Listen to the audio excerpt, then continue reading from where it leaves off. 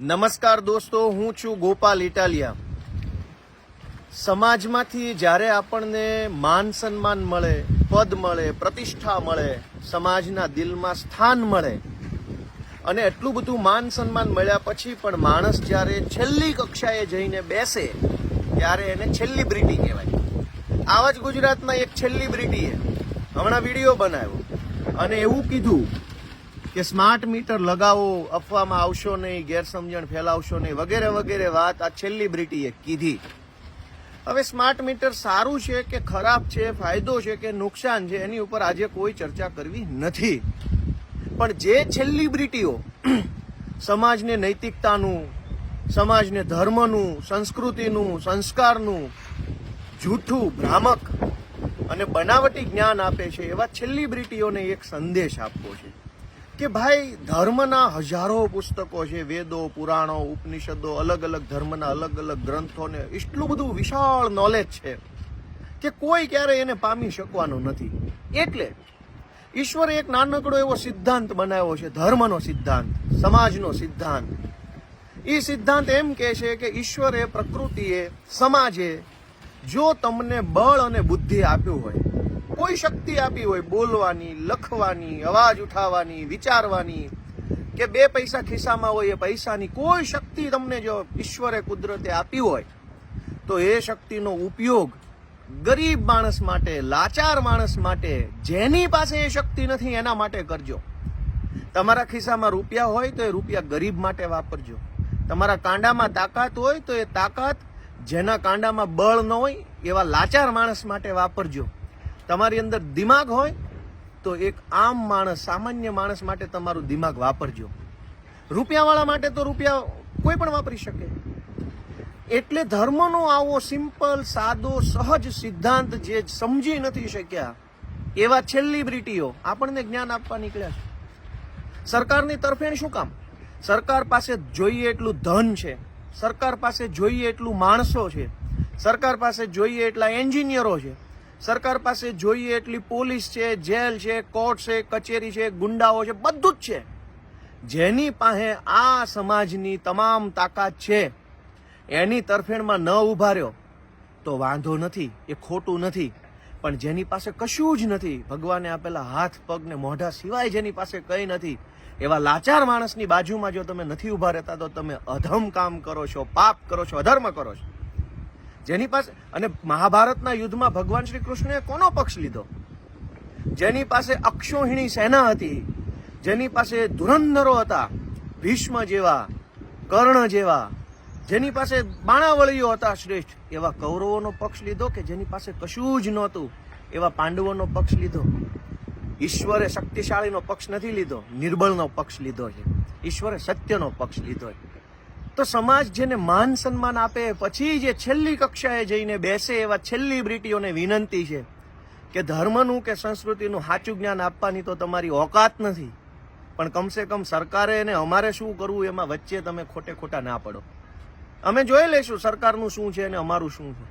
તમે તમારું એ નકલી જ્ઞાન, વાહવાહી, મોરે મોરો ચાલુ રાખો ને ભાઈ. તમે શું કામ અમને જ્ઞાન આપવા આવો? ભગવાન શ્રી કૃષ્ણએ કૌરવોનો, શક્તિશાળીઓનો, જેની પાસે સત્તા હતી, પાવર હતો, પૈસા હતા, પદ હતું, પ્રતિષ્ઠા હતો, એનો પક્ષ નથી લીધો. જેની પાસે કશું જ નહોતું એવા અર્જુનનો પક્ષ લીધો. આજ અર્જુન કોણ છે? સમાજના કરોડો ગરીબ લોકો છે, એ લાચાર છે, અર્જુનની ભૂમિકામાં છે, એને સપોર્ટની જરૂર છે. અને વાત સ્માર્ટ મીટર પૂરતી નથી, અનેક અત્યાચારો થાય છે. તમારી અંદર જો સમાજનું આપેલું બળ હોય તો એ બળ ક્યાં તો સમાજ માટે વાપરો, યા તો છાનામાના જે ધંધો કરો છો ધંધો કરો, ઉપદેશ આપવાનો ધંધા બંધ કરો. શું કામ ઉપદેશ આપવો છે ભાઈ તમારે? અને હવે સ્માર્ટ મીટરની વાત કરીએ કે દોસ્તો, એ સેલિબ્રિટીએ પોતાના વિડીયોમાં એવું કીધું કે હવે તો બધું સ્માર્ટ થઈ ગયું, દુનિયા સ્માર્ટ થઈ ગઈ, આ સ્માર્ટ થઈ ગયું, તે સ્માર્ટ થઈ ગયું, બધું સ્માર્ટ થઈ ગયું. એમ સારું કહેવાય. કદાચ તમે કોઈ બીજી દુનિયામાં રહેતા હશો, અમારા જેવા લાચાર, પીડિત, દુઃખી, આમ આદમીની દુનિયા તમે જોઈ નહીં હોય, એટલે તમને એવું લાગતું હશે કે દુનિયા સ્માર્ટ થઈ ગઈ. ક્યાં સ્માર્ટ થઈ ગઈ દુનિયા? હમણાં ગુજરાતના એક ડાયરાવાળા ભાઈને તકલીફ પડી હતી, પોલીસે FIR લખવાની ના પાડી દીધી. ક્યાં છે સ્માર્ટ FIR? ઘરે બેઠા બેઠા કોમ્પ્યુટરના 4 બટન દબાવો અને મારી જે કાંઈ રજૂઆત હોય એ પોલીસ સ્ટેશનમાં પહોંચી જાય, એવું સ્માર્ટ પોલીસ સ્ટેશન જ નથી બન્યું. અને વાતો કરો છો દુનિયા સ્માર્ટ થઈ ગઈ, હવે મીટર પણ સ્માર્ટ કરી લ્યો. કઈ દુનિયામાં જીવો છો ભાઈ? મારી બધા જ સેલિબ્રિટીઓને વિનંતી છે કે સમાજે માન સન્માન પ્રતિષ્ઠા આપ્યું છે, મજા કરો, એશ આરામ કરો, ગાડી બંગલા લઈને હરો ફરો, સારા ફોટા પાડીને ફેસબુકમાં મૂકો, બાળ બચ્ચાને સુખી કરો. પણ આ સમાજે તમને જે પ્રતિષ્ઠા આપી છે એ પ્રતિષ્ઠાનો ઉપયોગ સમાજને જ્ઞાન આપવામાં ન કરો. સમાજ એનું કૂટી લેશે. સેલિબ્રિટી બનવાની કોશિશ ન કરો. સમાજના પદ પ્રતિષ્ઠાને જીરવો. સ્માર્ટ બની ગયું છે બધું. કેવી રીતે? એક ગામડાના માણસને પૂછો, એક ખેડૂતને પૂછો કે વીજળી વિભાગની ઓફિસમાં ધક્કા કેટલા થાય છે, કેટલી અપમાનભરી પરિસ્થિતિમાંથી પસાર થવું પડે છે.